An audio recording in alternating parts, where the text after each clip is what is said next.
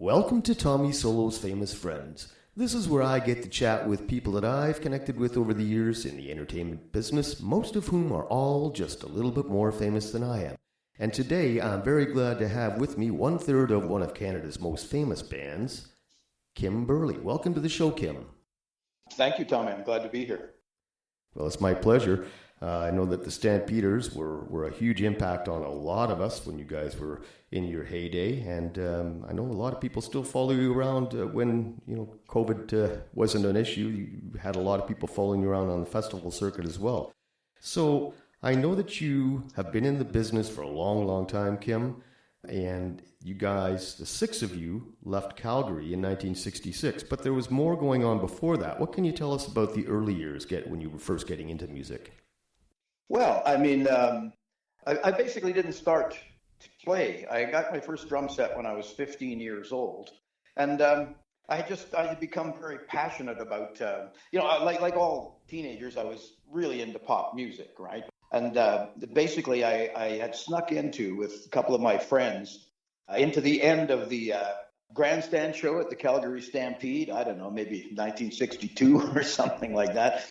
And so we caught some musical acts, and we caught a trio of young guys, like a family thing, three of them. And there was a stand-up bass player, an accordionist, and a drummer who just had a snare drum and a hi-hat or something, and they all sang. But the thing that got me was they were all wearing the silver glittering jackets, and the lights and the jackets and the music, and I thought, oh, God, that's fabulous.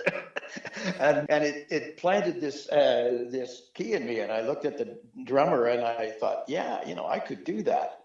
And then I went to a dance at just my local community hall. I was just coming of age for all of these things. And there was a 5-piece band just set up on the floor there. So there was a drummer and 4 guitar players. Maybe the bass player. I didn't even know at that time. I didn't notice to look for a bass. But 4 guitar players, and they were all plugged into one amplifier. And they just played instrumental songs all night long, the Ventures and the Fireballs and the bands that were, that was the thing in the 60s, a lot of guitar bands, instrumental bands that were actually not quite well known. I stood behind the drummer and watched what he was doing. And I thought, man, I can do that. And I went home and I set up there was some old vinyl around the house that was used to repair chairs, the kitchen chairs that had a vinyl top, typical 50s, 60s furniture. And I stretched these over some pots, and I took a little lamp that had a brass base on it, and I turned it upside down and turned over the base so that it looked more or less like a cymbal and made kind of a little ding. And I got some chopsticks or something, and I started to play along with records on the radio. And about 3 months later, I had my first drum set, and my whole life shifted, instead of being out with my friends and everything after school, I went right to the basement and got right on the drums and just started playing. That's how I became a drummer. I never took a lesson. I got a little book full of rudiments, and I learned my paradiddles. And basically, and within a few months, I put an ad in the Calgary Herald for musicians wanted to form a band, and I got some responses. And fascinatingly enough, that led me to Rich Dodson, the guitarist for the Stampeders. His bass player came over, and he came down because he was looking for a drummer, and they invited me out to play, and so I became the drummer in that band, which we called the Rebounds, and we became a functioning band. Before I had been playing drums for even a year. I think I'd been playing 5 or 6 months practicing on my own, and then I was suddenly in a band, and that's how I started in the business. But things were, there was only pop music on the radio, or rock and roll shows for a couple hours a day, like from maybe 7 to 9 or whatever, and so you were always glued to the radio and buying records. 45s and putting them on and drumming along, and then when we got the band together, though, that brought so much more. You had guys to play with, so you got louder, you got more confident. We had a little gig that the bass player, who was a a good Catholic lad. He got us a gig in the church basement, and this gorgeous young girl locked on me, and we just stared at each other all night long, and nothing ever happened. The gig ended, and I went home, and she went home, and I never did meet her. But yeah, but I knew right then and there that this was the only gig for me. Yeah, no kidding. I wanted to be a musician. It's fascinating, the story of putting together your makeshift kit with just stuff from around the house. And, I was just thinking that I'm a little bit younger than you are, not a lot, but a little bit. But I was totally blown away by the Beatles on the Ed Sullivan Show. And I just had the thought, imagine how many mothers had to go looking for their pots and pans in the basement after that show. Yeah, no doubt. Yeah. So that's an interesting start. And then I understand that the other three guys from the Stampeders, because there were six of you when the band was first really formed, I understand that the other three guys were in sort of a competing band, and you played the same places or around the same. Yeah. That basically Ronnie was in the most successful band in town, basically, and they had a weekly gig. They had two gigs. The most important one was they had the Saturday afternoon TV dance party. There were two of them in Calgary, two stations, a CBC and a CTV station, and each one of them produced a local Saturday afternoon dance program. So, 50 or 60 kids would go to the TV station. They'd play records. Kids would dance like the Dick Clark thing. And then they would always have a band, and the band would play, 3 or 4 songs. And so both shows had house bands, and they would sometimes have guest bands come on and play a song sort of thing. But, and all of the teens watched this. And so the bands were able to promote where they were playing on TV. And so they had the biggest crowds, and they actually made, they were making $10 or $15 a night each, which was a fantastic amount of money in the early 60s. And so my older brother, who was not actually in the band at the time, but was a singer and was very fascinated with this, and he was 6 years older than me. So if I was 16 by then, he'd have been 22. And he approached the manager of the band Ronnie was in, which was called at the time the Paintbrushes. And they were, because it was such a weird name, and they had very colorful jackets and funny hats and things. And he asked about getting us on the show. And as it happened, right about that time, the Paintbrushes were in disarray, and they were breaking up, as bands will do. And so, it was just timing. And we met up with Mel Shaw, who was the talent coordinator for the show. I think the show was probably his idea. He was like the only music business guy in Calgary. So we got to be the house band on that show. And therefore we got more gigs, more dances to play. And we ended up every Friday and Saturday night, we had a steady gig for probably about a year at what was Calgary's first, they called it a discotheque, but of course it wasn't, because it had a live band.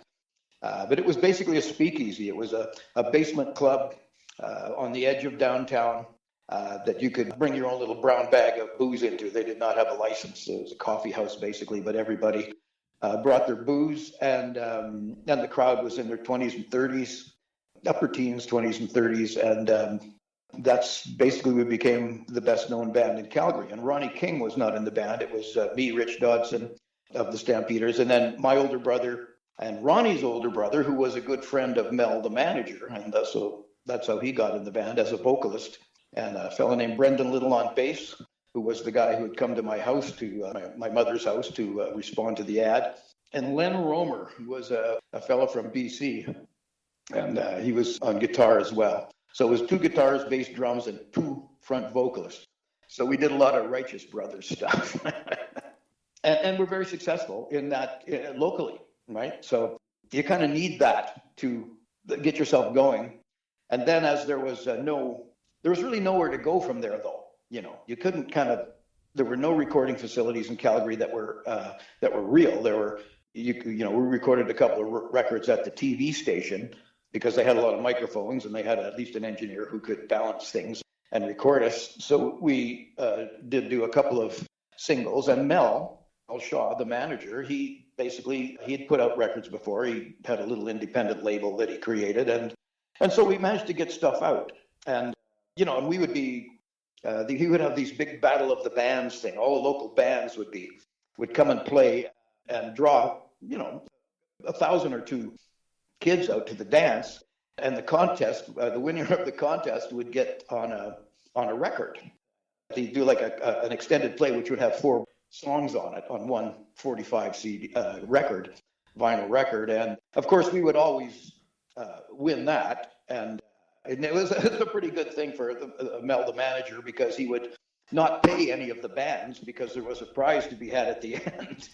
And so he'd have a dozen Calgary bands all willing to come out and play for nothing to have this shot at being on a record. And a couple thousand kids would pay $2 each or $1 each. It's probably $1 each at the time. And that would have been a real high profit thing for Mel. And he would, which he really needed, because trying to make a living in the music business in Calgary in the early 60s was a highly unusual enterprise. But that's how it went. And it was so exciting, because when you're that age, I mean, it's all exciting. And because things were moving, we didn't hit any brick walls where nothing was happening. It kept all the energy up. And Richard was starting to write songs, and that was really something. And Mel was an inspirational guy. He basically convinced us that we could have careers as musicians, and nobody did in Calgary. Nobody that I knew or that I heard of was actually a full-time professional musician. It was a hobby thing that people did. And but he's convinced us that no, you could do this, but we had to leave Calgary.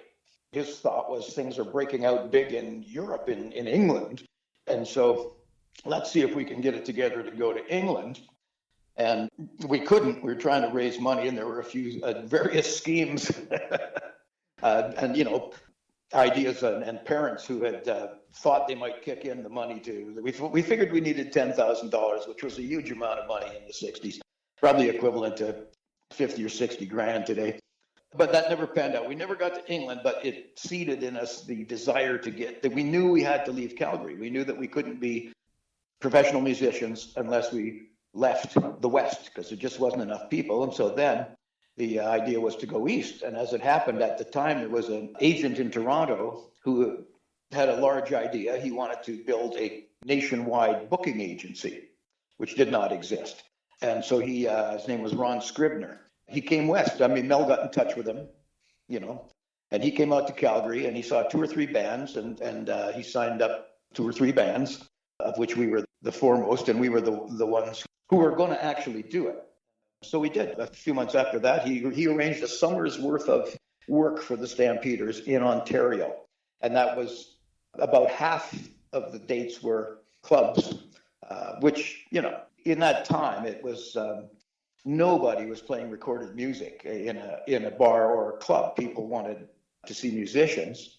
And the only thing that would be available for recorded music would be a jukebox in the corner, which people would plug into in the breaks. But basically, the whole disco idea and the idea of disc jockeys and all that, it was non-existent. No one had come up with that as yet. And so we ended up going to Ontario in the summer. And it was just before my 18th birthday. I was 17 when I got to. We all started this whole thing out in North Bay, Ontario, after a marathon drive from Calgary. I'm familiar with that. Ronnie has told you that story. Yeah, well, I knew about it before I talked to Ronnie, or before I ever met Ronnie, because it was the Blue Spruce up on Highway 11 North. So it's just outside the city limits of North Bay. Yeah. And from what I understand, you guys were told it was a tourist resort. Well, our manager told us that. Yeah. And now, the interesting thing is, if any of you had been really into fishing, right behind there's a lot of brook trout that run through that little slough. Anyway, that was an interesting story, because when I first knew about you guys, it was when you had your first hits. The Sweet City Woman and Wild Eyes, etc., Carry Me. And somebody close to me said, well, they used to be 6 guys, and they played at the Blue Spruce. And I thought, what? The Blue Spruce, and you knew that place, even though you're from London, which is like a good distance from the I grew up in North Bay. I've been you did? Okay. I've been in London for a long time, but I grew up in North Bay. That's how I knew about the legend of the Blue Spruce. Yeah. Oh, yeah. And the other great thing about the Blue Spruce was, of course, North Bay at the time, the town itself was dry. You couldn't get a liquor license in North Bay. So this, being just on the town limit, had a liquor license. And it was a big bar. I mean, it probably a couple hundred, maybe 200 even maybe 300 people, maybe not that much, but at least a couple hundred people. And we drove up there, and we arrived at just at starting time at 9 o'clock on a Monday night after having driven for 36 hours from Calgary to, it took us a long, long time. I don't know if you've heard this story, but Mel had procured a 1957 Cadillac limousine from an oil company in Calgary. And I'm sure that it really wasn't from an oil company. I'm sure it was from a funeral home because it was deep purple inside. And it had the window that went up, and it had 2 jump seats and a big seat, and 6 grown people got in there. And me being the smallest, I was always in a jump seat, facing backwards sort of thing. But anyway, we discovered early on in our journey that the wheel wells had rusted out on the back wheels, and that we had a hole in the muffler. And we had winter tires on this thing because we had no ability to, we paid so much for the car that we couldn't afford anything else. And for the entire journey, the exhaust was being pumped into the car literally by these tires, which were blowing the exhaust from the muffler right into the car. So we all suffered considerable brain damage, and perhaps that contributed to our ability to stay in the business long enough to succeed. But it was a hell of a trip, and we made it. We had a manager, his wife, and his 2 small children were always in the front where they didn't get the exhaust. And the 6 of us in the back seat with our heads hanging out the windows for fresh air. And we had this marathon drive to North Bay. Got there and walked into this absolutely packed, smoky, incredibly hot bar. So the first night was kind of a daze. We set up and played and went upstairs in this ancient hotel to these beds that were purchased in 1939 and saggy mattresses and a single light bulb hanging from the ceiling, all the stuff like that. So it was adventure. I mean, it was thrilling. It was, my God, we were going to get paid and play all week long and get paid. And I mean, we got $600 a week in the 60s. Well, there are bands playing today who don't get $600 a week in today's money. I mean, it's become just an incredibly unlucrative thing to be a working musician. Yeah, no kidding. In the 21st century, right? Yeah. And so it was a completely different scene and world. Now, it's a long time ago, but it's amazing the changes that have occurred in the 50-odd years since then. Yeah, I've had my own share of road adventures and so on, but the more I talk to people like you, the more we're revealing that it's not all champagne and caviar. People think, wow, the Stampeders, they were on the Junos, they won the Junos, and they were such a huge band, and these guys must be billionaires. But yeah, millionaire would be fabulous. Yeah, and then you get the one light bulb hanging from the ceiling. You probably had to share a mattress and all that crap. I did. Yeah. In fact, I shared the bed that night. We didn't pick who we were staying with, and it wouldn't have mattered anyway. So I stayed with Van, who was Ronnie's older brother, I was still 17. He would have been 20, 24, 25 maybe. And as it happened, he had had bad teeth all of his life. So at an early age, he'd had them completely removed, and he had dentures. And he always would take his teeth out and put them in a glass by the bedside. And we had a little nightstand by this mattress. So we both get into this bed, and you go to the middle, right? The mattress would sag. It's an old spring bed. And I woke up, so we're exhausted, so, we sleep all right. But I wake up, and I'm stuck to him. Like, literally, our skin is stuck to each other. It's one of those Ontario heat waves that happened, and it was like 100 degrees in the room. We're stuck together. We'd been in a coma all night because we were so exhausted. So the first thing I had to do was rip loose from him, and I rolled over, and I rolled away, and the first thing that was like 10 inches in front of my nose was a glass of water with these dentures staring at me. And but there it began. That was the start of our professional career. And when our summer gigs in Ontario were up, we just basically informed the agent that, we're going to stay here. We're living here now, so get us some more gigs. And that was the beginning of a career. And we worked all over Ontario, some upstate New York, even some gigs in the Maritimes. We took trains down there a couple of times.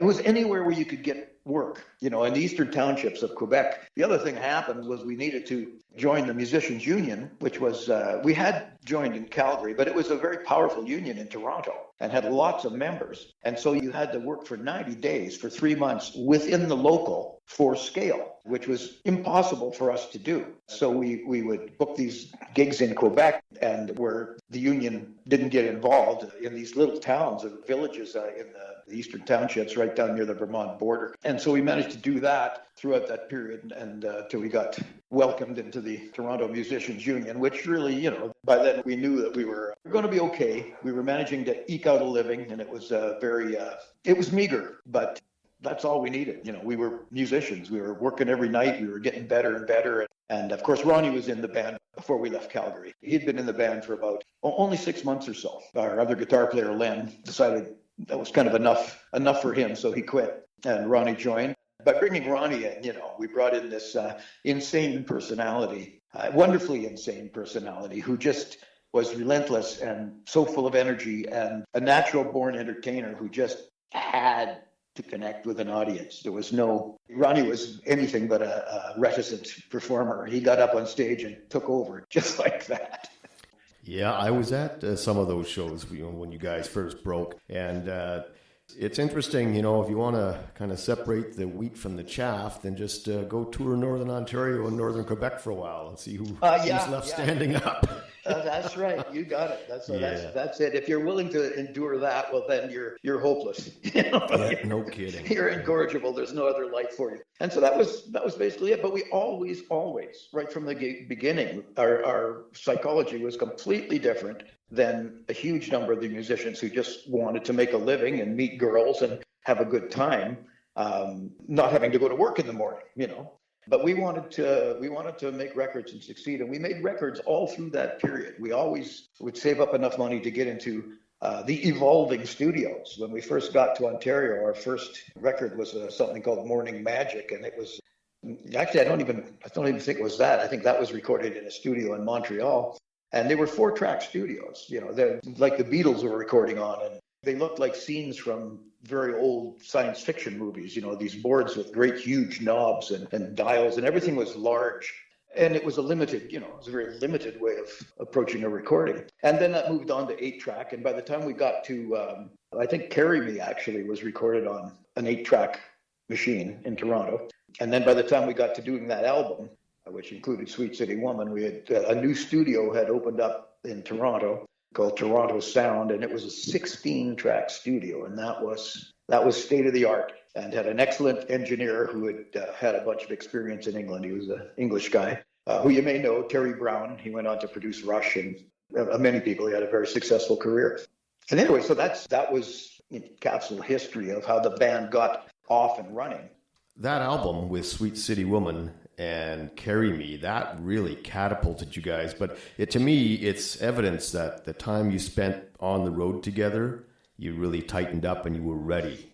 Yeah, and the guys, the older guys, the three of them who are all like 6 years older than us, they all fell away because, as you have stated, the Northern Ontario tours and Eastern Quebec and all that or Western Quebec were just too hard. And from their perspective, they could all get better jobs. And so they all basically left the band and went about doing other things. 2 of them returned to Calgary, and Brendan stayed in Toronto, but got out of the music business.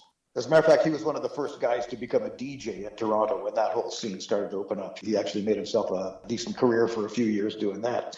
But yeah, all that grinding it away, grinding it out 6 nights a week. Some nights would be exciting, and other nights it was just pure, utter endurance and boredom. But you still had to try, and I remember summoning the physical energy to keep myself energized and playing through the night, because there were nights when we would do 6 sets in Quebec. It was a long night. You'd work from 9 till 2 in the morning, and I guess it would be 5 sets, but we played 40 minutes on and 20 minutes off for the whole night. That's a lot of songs. That's a lot of playing. Absolutely. And I did that too. Quebec is not an easy gig. That's for sure. Indeed. Yeah. And it was everywhere else, when I first started anyway, everywhere else was 6 nights, and Quebec was 7 nights. 7 nights, that's right. I couldn't do without couldn't do without your beer in Quebec. No, ports of Laurentide were a-flowing. Yeah. You got it. En Yeah. gros 50. Huh? That's right. So it all happened. It seemed like it happened pretty quick. I mean, obviously you guys weren't an overnight sensation, but with all those consecutive hits, Sweet City Woman, Wild Eyes, Oh My Lady, Minstrel Gypsy, Carry Me, Devil You, Ramona, Hit the Road Jack, then came the White Man, playing in the band. That's a lot of heat. You guys were really, really rocking there. Now, I know that you sang some of the big hits. And probably the most prominent one is Oh My Lady. And you also sang Minstrel Gypsy. And then you won awards for those too, didn't you? Yeah. Over the years, years later, we, SOCAN began. That's the Society of Composers, Authors, and Publishers. And they also collect money for artists and writers and publishers for public performances like the radio or television and even concerts, and distribute that. And so they're a very essential part of the cash end of the music business. And so they began issuing basically awards for 100,000 plays of a particular song. And so they started doing that in I think in the 90s, maybe the 80s. It's all turning into a blur, Tommy. Right. But yeah, I got a couple of those, and Rich got some, and that's all nice. I've never cared much about awards. As a matter of fact, I got so depressed with the music business. Basically, after the Stampeders didn't fold, but Rich left first, and then I left because essentially there had been a New York company record deal that we were going to do, and they didn't want the diverse band. They wanted to focus on Ronnie. So I was left kind of with, I was going to be the backup drummer sort of thing, because my friend Gibby Lacasse, an excellent drummer, had joined the band, and we'd become this big band after Richard left, a 7-piece band with horns and keyboards. And it was great, and 2 drummers. And the second drummer was to allow me to go down front. That was my idea. I wanted to go down and strut my rock and roll stuff, because that was a big desire at that point. And I had, I'd been singing and stuff like that. So I wanted to do that. So we brought in Gibby. And Gibby also, he had a good funky foot. And Ronnie wanted to go funky. Ronnie wanted to get more into rhythm and blues. And I was a pop music guy. So anyway, I ended up leaving the band as well and left it just to Ronnie at that point. And that would have been in 1978 or 79. And like all musical careers, it's by no means an upward climb all the way. You go up and up and up, and then suddenly you go down. Things aren't happening, and the radio isn't picking up your music. And, by the time I left the Stampeders, essentially the band had this huge debt. We'd run a very long line of credit at the local bank, and basically we had nowhere to cover it. It was just, it was awful times. And personally, there had been many events in my life that were going sideways, and all that was happening when I left the Stampeders and I formed The Cry, which was a very edgy, very good little band. I mean, I had some really good players, which, coming from a Stampeder tradition, I knew that you couldn't just be a player, you had to be a performer. And so I essentially taught 4 other guys who were good musicians, but hadn't thought too much about their stage presence, to wake up and be performers, and they all did. And it was a great little enterprise, but it was at a really bad time in my life, and in every respect, financially, personally. My marriage was breaking up. I had 2 young children, running out of money, running out of luck. It was definitely a trough. Yeah, these are the things that people don't realize about the music business. And I know the Stampeders, you guys toured almost constantly for a long time. And if there's one thing that got between me and other guys that I was playing with, it was the touring. And having to basically sleep together and eat together and drink together and just be together all the time. And then you start to find out that everybody in the band is a jerk but you, and I mean, that's the way it goes, right? But you guys toured almost constantly for years. In fact, I know that on the Over 60 Minutes collection, it says that you guys were the most popular draw in North America for a period in the 70s, and that's got to wear on you. That wasn't true. We were the most popular draw in Canada, not North America. Yeah. Had we done that in North America, we would all be wealthy, because, that is a gigantic market, and you can't become the biggest draw without getting rich, unless you're supremely stupid. And, or you spend it all on, the story of the band, what happened to a number of them, is heartbreaking, because they were huge, and not all of them, but some of them managed to literally dope it away. If you you can spend exorbitant amounts of money on certain drugs, especially in that 70s.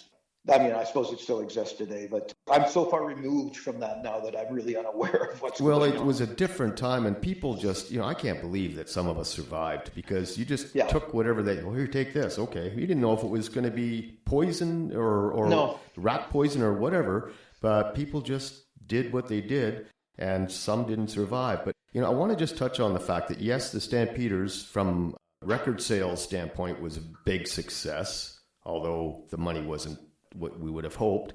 You also had, I think, 5 singles with The Cry. At least. I don't even know for sure, but there were 3 albums. 3 albums, and you were signed to RCA, and that's an accomplishment as well. A lot of guys, once they leave that, principal band or the one, then it just goes downhill. So you at least had a fighting chance after the Stampeders. Oh, yeah, and the band was, really well reviewed. We went out to play in Winnipeg, and I got up the next morning, and the manager, my new manager, a fellow by the name of John Lysek, came in with the papers, and he was a Scotsman, right? You won't believe it. Look at this. And he had the copies of the entertainment section from both of the Winnipeg papers. On one paper, I had the entire front page the band had, and a big story and a great big picture, and the other one had half the front page of the entertainment section, and a major rave on this fabulous new band. But the music had a real edge because my life was so shitty and I was writing all the songs. I was writing that out. And while it was appealing to one level on a very, I don't know. I mean, it was all real honest, but shit, it was harsh. It was darker than what you... It was dark. That's the word I'm looking for. And the Stampeders were not dark. We were anything but dark. We were a very uplifting musical entity. And so the radio did not go big on The Cry. I got some success and a decent amount of play, but I think those albums, when I look back at them, literally for me, they were like a cry for help. I was writing stuff that, and while some of the songs were musically really good and well performed, the content of them was tough. There's so much more stuff like that now, especially with the rise of rap and hip hop, that they would not have. I'm sure the songs would not be taken as particularly difficult today because so many writers now are writing about the tough, dark places in their lives or the lives of, the people that they're observing. And I say, good. I mean, I'm glad that that's happening. I was a little early. Ahead of your time. Yeah. And ahead of my time. And literally that ended on me. I just crashed. I couldn't get back in a vehicle and hit the road again. I just couldn't do it. And so I folded it up just like that, like literally over a period of, that's it. I'm done. Of a couple of weeks. I was just done. And I know that at a certain point in time, the original 3 of you got back together, and was that in the 90s? I don't remember. But you guys got back together, and then you hit the festival circuit again, and you've been pretty busy until COVID hit. And that's, I think that's a wonderful thing for the fans, because you guys, although you had your separate things, and Ronnie had his own version of the Stampeders, and there was originally the 6-piece, but the 3 of you had that magic, that chemistry. That's what the people love. And I'm just so glad that you guys got back together after all that time apart. Well, thank you for that acknowledgement. And what you said is just so accurate. The success of a band is the magic ingredient of just the personalities. And even if you can have a band that works and kind of personalities that work, even if they're kind of abrasive, but it all works. And we had our troubles in the years when we were getting ahead. We were democracy as a band goes, which is really hard to sustain because we were all writing and we were all singing and we all wanted a piece of the pie. And that made for a pretty fierce competition when it came time to do a new album. Yeah, but it resulted in some pretty fine music. It did, and it resulted in music that was that had variety. We had many different styles that we each individually turned to, and ultimately, that's what people liked and what they remember. And the interesting thing is, over just before COVID hit, we have been not just playing in festivals and fairs and that kind of stuff that was really big through the 90s when the oldies festivals were a big deal in the 90s, right? And so we were part of that whole thing. because we kind of got back together in 91, and I think our first tour was not even tour, it was just we began accepting dates in 1992. So anyway, these last years we've been playing all the soft seat theaters in organized tours as opposed to one-off dates, and we've been selling them out and having kind of the best days of our career as far as playing in great venues and having them full, have people come out and appreciate the band. And they're the same people for the most part that watched us in the 70s, and their offspring to some degree. Like some of these, always fascinating to hear that younger people have heard so much of this music when they were children that they're interested to hear it and see what it is now. I don't know about you, but when I'm playing a live show, like an outdoor festival, whatever, one of my greatest joys in life is to watch the little kids up at the front of the stage dancing and singing. You know, that to me, that's really where you get the joy from music, for me anyway.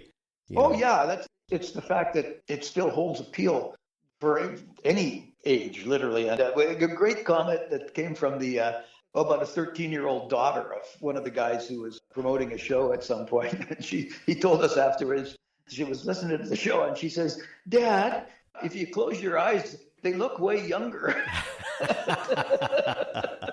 Oh, that's awesome. You know, I don't think I have any more questions for you, Kim, but I know that you've been posting a weekly Facebook rant and song. And I call it a chat. And I know that there are things that you're passionate about. So this is the point in the show where I'm going to let you speak on whatever you're really passionate about for the week. Well, you know, I'm interested in the world and everything that goes on, and I've become, over the course of my life, a deeply spiritual individual. I've kind of, you know, I was raised as a Catholic. My mother was very Catholic, and for various reasons, as I got older, it lost its appeal to me, and I just couldn't believe a lot of that philosophy, and it took me, and so I thought, well, I'll be an atheist, and I did that I made a good shot for about 20 years. I basically espoused the idea that you know, life is life, and when it's over, and your consciousness disappears.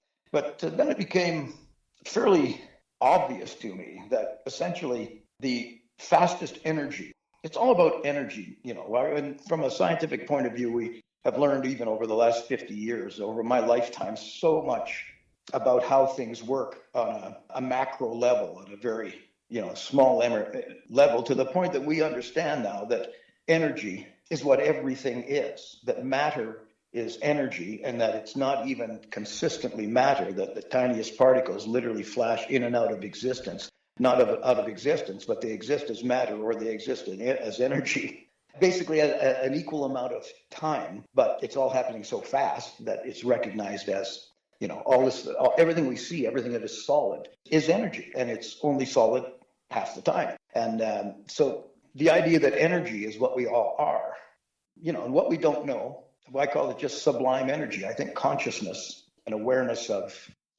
consciousness, being is very fast energy, and that's what everything fundamentally is.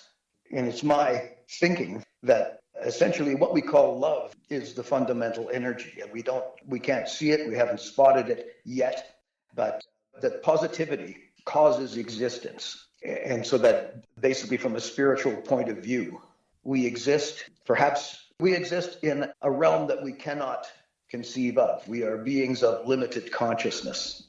And as such, we can talk about an idea of God, but we have no idea really what that is. We can somehow conceive of the notion, but we will not be able to define it adequately for maybe a long, long time, or maybe never. I don't know. But that's what I live my life for now. In a sense, it all comes around. It's the same as being a Catholic, in the sense that if you either have faith in this or you don't, and it's your choice. You know, all of these things are choices, and we have the option to believe or not believe. And ultimately, it probably makes no difference what we believe, because whatever is true regardless of what we think. But yes, I believe in love, and that's what I talk about on my videos. And in a sense, the rising above the living in fear, which the vast majority of people all of us, in fact, live in fear at least a lot of the time, if not all the time. And when we can find ways to release ourselves from that by means of any belief system that we choose, I mean, it's our beliefs and our choices that make our lives happy or unhappy, regardless of circumstance. Because there are a great many very wealthy, successful people who are miserable. Just check the look on Trump's face from day to day. And this is not a happy man, So that's my passion. That's what's on my mind daily. By so few degrees of separation. And I have to say, I agree essentially with what you're saying, because I had some pretty dark things happen in my life. Back in 2007, everything fell apart for me. With my son passed away, my ex-wife moved on. I was living the bad country song, whatever. But I essentially came to the conclusion that what's really important in life is to live your life for the love of living life. And I've taken the same approach with my music. And I'm so glad we've had this chat. And, right now, COVID is making things really difficult for all of us. But until such a time as guys like you and I can get together and shoot the breeze, tell a few lies over a beer or a coffee or whatever, I thank you so much for being on the show, Kim. And until next time, cheers. Well, thank you very much for talking with me, Tommy. I've enjoyed the interview immensely. And all the best to you. Thanks once again to Kim Berly from the Stampeders for joining me on Tommy Solo's Famous Friends. As we mentioned during the interview, Kim is an award-winning songwriter, having contributed a few of the major hits that the Stampeders were successful with. And here is his song, Oh My Lady.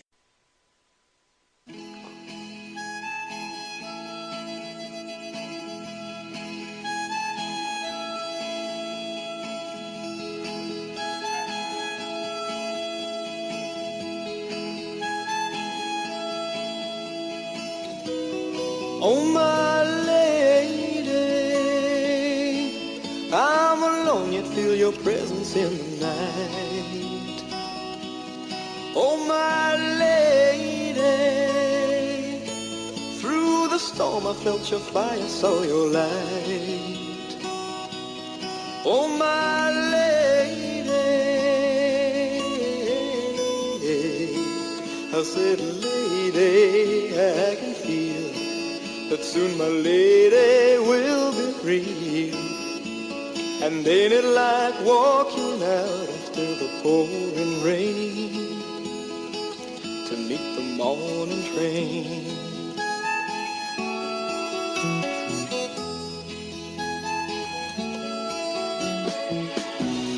Oh, my lady, there will be time for reflection and for play. Oh, my lady, well, a darker night will dawn a brighter day.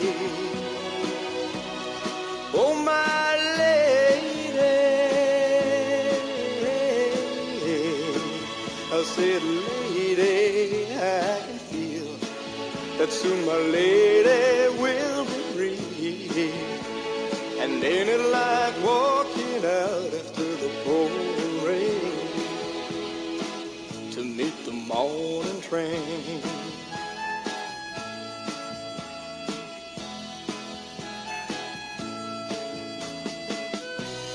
And life being what it is, she'll be round in time. And time changing like it does, oh, won't change my mind about my lady so real. I said, my lady can feel, and ain't it like walking out through the pouring rain to meet the morning train?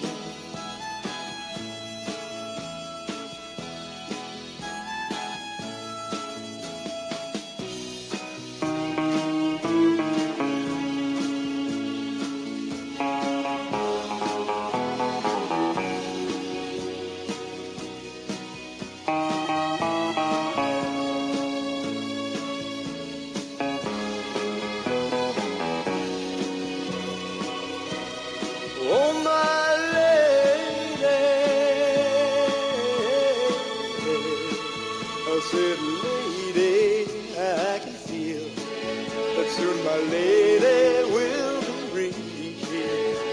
And ain't it like walking out into the pouring rain to meet the morning train? Well, in the morning rain, oh, my lady,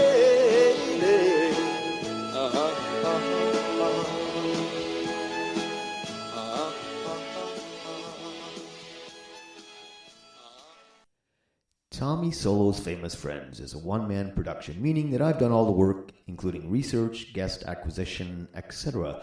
The theme song for Tommy Solo's Famous Friends was written, recorded by Tommy Solo with a little help from my friends in the night crew, all rights reserved. And hey, if you like the podcast, why don't you subscribe at Google, Apple Music, etc. Until next time, cheers.